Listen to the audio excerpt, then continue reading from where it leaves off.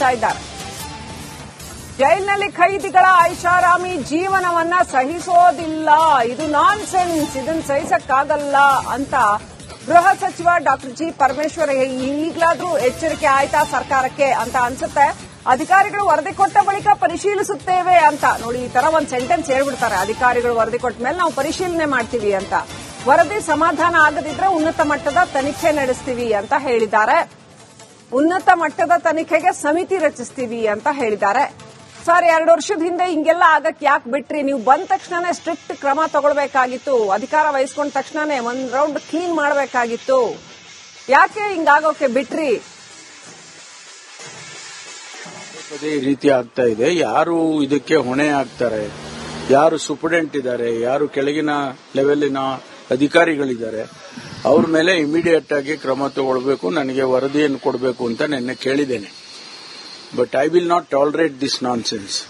Enough is enough. ಯಾಕಂದ್ರೆ ಇದು ತುಂಬಾ ಈ ರೀತಿ ಆಗಬಾರದು. ಇದು ನಾವು ಅಲ್ಲಿ ಕೆಲವು ಸಂದರ್ಭದಲ್ಲಿ ಸ್ಟಾಫ್ ಕಡಿಮೆ ಇದ್ದಾರೆ ಅಂತ ಹೇಳ್ತಾರೆ, ಆದ್ರೆ ಇರುವಂತಹ ಸ್ಟಾಫ್ಸು ಸರಿಯಾಗಿ ಕೆಲಸ ಮಾಡಬೇಕಲ್ವಾ? That is not an excuse. ಹಂಗಂತ ಹೇಳಿ ಸ್ಟಾಫ್ ಕಮ್ಮಿ ಇದ್ದಾರೆ ಅಂತ ಹೇಳಿ ಟಿವಿ ಕೊಟ್ಬಿಡೋದು, ಅವ್ರಿಗೆ ಮೊಬೈಲ್ ಕೊಡೋದು ಅಥವಾ ಇನ್ನೇನೋ ಕೊಡೋದು, ಇವೆಲ್ಲ ಮಾಡಿದ್ರೆ ಜೈಲ್ ಅಂತ ಅನ್ನಿಸ್ಕೊಳ್ಳೋದೇ ಇಲ್ಲ.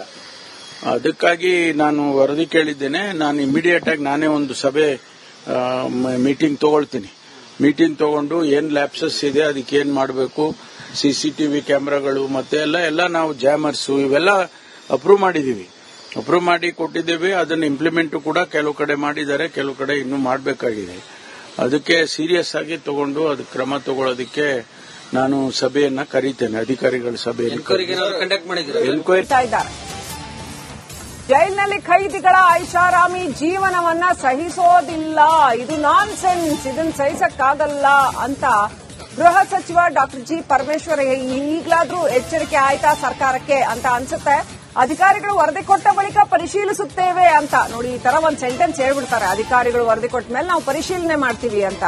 ವರದಿ ಸಮಾಧಾನ ಆಗದಿದ್ರೆ ಉನ್ನತ ಮಟ್ಟದ ತನಿಖೆ ನಡೆಸ್ತೀವಿ ಅಂತ ಹೇಳಿದ್ದಾರೆ. ಉನ್ನತ ಮಟ್ಟದ ತನಿಖೆಗೆ ಸಮಿತಿ ರಚಿಸ್ತೀವಿ ಅಂತ ಹೇಳಿದ್ದಾರೆ. ಸರ್, 2 ವರ್ಷದ ಹಿಂದೆ ಹಿಂಗೆಲ್ಲ ಆಗಕ್ಕೆ ಯಾಕೆ ಬಿಟ್ರಿ? ನೀವು ಬಂದ ತಕ್ಷಣನೇ ಸ್ಟ್ರಿಕ್ಟ್ ಕ್ರಮ ತಗೊಳ್ಬೇಕಾಗಿತ್ತು. ಅಧಿಕಾರ ವಹಿಸ್ಕೊಂಡ ತಕ್ಷಣನೇ ಒಂದ್ ರೌಂಡ್ ಕ್ಲೀನ್ ಮಾಡಬೇಕಾಗಿತ್ತು. ಯಾಕೆ ಹಿಂಗಾಗೋಕೆ ಬಿಟ್ರಿ? ಈ ರೀತಿ ಆಗ್ತಾ ಇದೆ. ಯಾರು ಇದಕ್ಕೆ ಹೊಣೆ ಆಗ್ತಾರೆ, ಯಾರು ಸೂಪರ್ಡೆಂಟ್ ಇದ್ದಾರೆ, ಯಾರು ಕೆಳಗಿನ ಲೆವೆಲಿನ ಅಧಿಕಾರಿಗಳಿದ್ದಾರೆ, ಅವ್ರ ಮೇಲೆ ಇಮಿಡಿಯೇಟ್ ಆಗಿ ಕ್ರಮ ತಗೊಳ್ಬೇಕು, ನನಗೆ ವರದಿಯನ್ನು ಕೊಡಬೇಕು ಅಂತ ನಿನ್ನೆ ಕೇಳಿದ್ದೇನೆ. But I will not tolerate this nonsense. Enough is enough. ಯಾಕಂದ್ರೆ ಇದು ತುಂಬಾ ಈ ರೀತಿ ಆಗಬಾರದು. ಇದು ನಾವು ಅಲ್ಲಿ ಕೆಲವು ಸಂದರ್ಭದಲ್ಲಿ ಸ್ಟಾಫ್ ಕಡಿಮೆ ಇದ್ದಾರೆ ಅಂತ ಹೇಳ್ತಾರೆ, ಆದ್ರೆ ಇರುವಂತಹ ಸ್ಟಾಫ್ಸು ಸರಿಯಾಗಿ ಕೆಲಸ ಮಾಡಬೇಕಲ್ವಾ? That is not an excuse. ಹಂಗಂತ ಹೇಳಿ ಸ್ಟಾಫ್ ಕಮ್ಮಿ ಇದ್ದಾರೆ ಅಂತ ಹೇಳಿ ಟಿವಿ ಕೊಟ್ಬಿಡೋದು, ಅವ್ರಿಗೆ ಮೊಬೈಲ್ ಕೊಡೋದು ಅಥವಾ ಇನ್ನೇನೋ ಕೊಡೋದು, ಇವೆಲ್ಲ ಮಾಡಿದ್ರೆ ಜೈಲ್ ಅಂತ ಅನ್ನಿಸ್ಕೊಳ್ಳೋದೇ ಇಲ್ಲ. ಅದಕ್ಕಾಗಿ ನಾನು ವರದಿ ಕೇಳಿದ್ದೇನೆ. ನಾನು ಇಮಿಡಿಯೇಟ್ ಆಗಿ ನಾನೇ ಒಂದು ಸಭೆ ಮೀಟಿಂಗ್ ತಗೊಳ್ತೀನಿ. ಮೀಟಿಂಗ್ ತಗೊಂಡು ಏನ್ ಲ್ಯಾಪ್ಸಸ್ ಇದೆ, ಅದಕ್ಕೆ ಏನ್ ಮಾಡಬೇಕು, ಸಿಸಿಟಿವಿ ಕ್ಯಾಮೆರಾಗಳು ಮತ್ತೆ ಎಲ್ಲ ನಾವು ಜಾಮರ್ಸು ಇವೆಲ್ಲ ಅಪ್ರೂವ್ ಮಾಡಿದೀವಿ. ಅಪ್ರೂವ್ ಮಾಡಿ ಕೊಟ್ಟಿದ್ದೇವೆ. ಅದನ್ನು ಇಂಪ್ಲಿಮೆಂಟ್ ಕೂಡ ಕೆಲವು ಕಡೆ ಮಾಡಿದ್ದಾರೆ, ಕೆಲವು ಕಡೆ ಇನ್ನೂ ಮಾಡಬೇಕಾಗಿದೆ. ಅದಕ್ಕೆ ಸೀರಿಯಸ್ ಆಗಿ ತಗೊಂಡು ಅದಕ್ಕೆ ಕ್ರಮ ತಗೊಳ್ಳೋದಕ್ಕೆ ನಾನು ಸಭೆಯನ್ನ ಕರೀತೇನೆ, ಅಧಿಕಾರಿಗಳ ಸಭೆಯನ್ನು. ಜೈಲಿನಲ್ಲಿ ಖೈದಿಗಳ ಐಷಾರಾಮಿ ಜೀವನವನ್ನ ಸಹಿಸೋದಿಲ್ಲ, ಇದು ನಾನ್ಸೆನ್ಸ್, ಇದನ್ನ ಸಹಿಸಕ್ಕಾಗಲ್ಲ ಅಂತ ಗೃಹ ಸಚಿವ ಡಾಕ್ಟರ್ ಜಿ ಪರಮೇಶ್ವರ್ ಈಗಲಾದ್ರೂ ಎಚ್ಚರಿಕೆ ಆಯ್ತಾ ಸರ್ಕಾರಕ್ಕೆ ಅಂತ ಅನ್ಸುತ್ತೆ.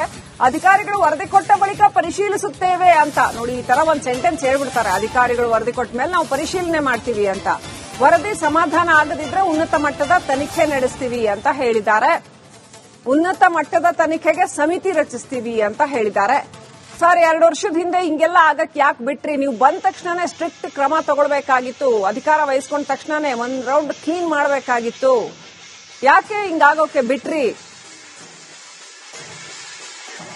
ಈ ರೀತಿ ಆಗ್ತಾ ಇದೆ. ಯಾರು ಇದಕ್ಕೆ ಹೊಣೆ ಆಗ್ತಾರೆ, ಯಾರು ಸೂಪರ್ಡೆಂಟ್ ಇದ್ದಾರೆ, ಯಾರು ಕೆಳಗಿನ ಲೆವೆಲಿನ ಅಧಿಕಾರಿಗಳಿದ್ದಾರೆ, ಅವ್ರ ಮೇಲೆ ಇಮಿಡಿಯೇಟ್ ಆಗಿ ಕ್ರಮ ತಗೊಳ್ಬೇಕು, ನನಗೆ ವರದಿಯನ್ನು ಕೊಡಬೇಕು ಅಂತ ನಿನ್ನೆ ಕೇಳಿದ್ದೇನೆ.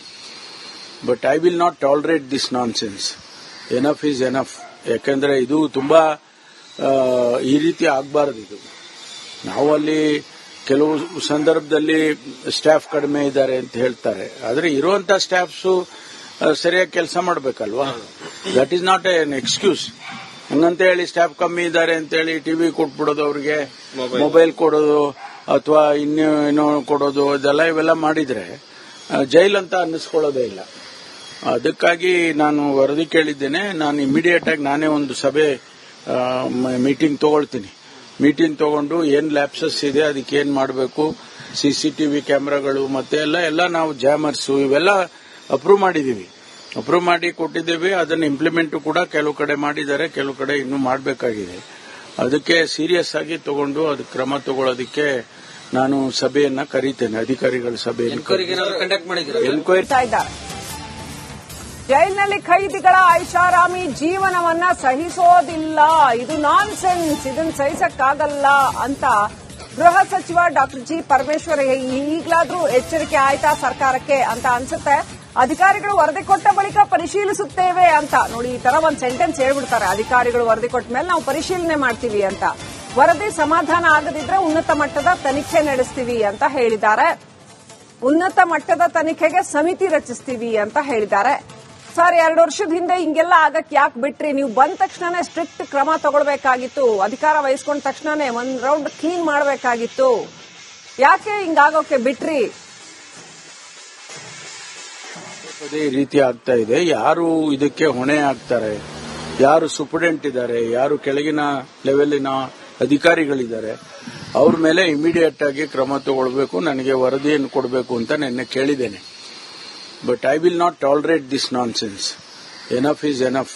ಯಾಕಂದ್ರೆ ಇದು ತುಂಬಾ ಈ ರೀತಿ ಆಗಬಾರದು. ಇದು ನಾವು ಅಲ್ಲಿ ಕೆಲವು ಸಂದರ್ಭದಲ್ಲಿ ಸ್ಟಾಫ್ ಕಡಿಮೆ ಇದ್ದಾರೆ ಅಂತ ಹೇಳ್ತಾರೆ, ಆದ್ರೆ ಇರುವಂತ ಸ್ಟಾಫ್ಸು ಸರಿಯಾಗಿ ಕೆಲಸ ಮಾಡಬೇಕಲ್ವಾ? That is not an excuse. ಹಂಗಂತ ಹೇಳಿ ಸ್ಟಾಫ್ ಕಮ್ಮಿ ಇದ್ದಾರೆ ಅಂತ ಹೇಳಿ ಟಿವಿ ಕೊಟ್ಬಿಡೋದು, ಅವ್ರಿಗೆ ಮೊಬೈಲ್ ಕೊಡೋದು ಅಥವಾ ಇನ್ನೇನೋ ಕೊಡೋದು, ಇವೆಲ್ಲ ಮಾಡಿದ್ರೆ ಜೈಲ್ ಅಂತ ಅನ್ನಿಸ್ಕೊಳ್ಳೋದೇ ಇಲ್ಲ.